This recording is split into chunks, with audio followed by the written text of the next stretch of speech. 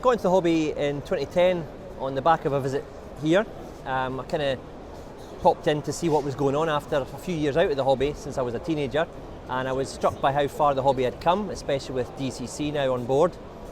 So I went home and basically started looking for a house where I could afford to buy it and get an attic. And when I got myself a house, the first thing I did was to set up the loft to start Dean Park Station.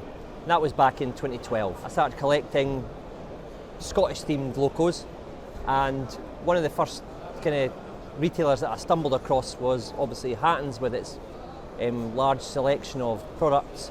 And I've really started from anything from track work through to the resin buildings. There's not any local store anymore that sells a decent range of train stock, so Hattons is always kind of my first port of call for buying everything from paints, adhesives through to locos. I tend to find they've got a decent selection, a large range, and the prices are competitive as well. I'm actually excited to see some of the O-gauge models that are coming on stream, even though I don't model in that. I've just been to see Helljan's 50. Obviously there's the 37 in the case just behind the camera there, enlarged logo. It actually wants me to buy an O-gauge loco just to display it, even though I can't run it, because they're just stunning. The level of detail on them is just ridiculous.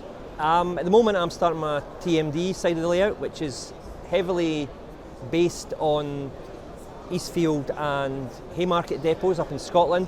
Obviously because of space constraints I've had to be a wee bit creative with what I've done with the track layout, but I'm doing a lot more scratch building with that and test myself in that area. And obviously being a depot, it's going to be really dirty and grimy, and I'm working with experimenting with materials to see if I can get a good grimy appearance.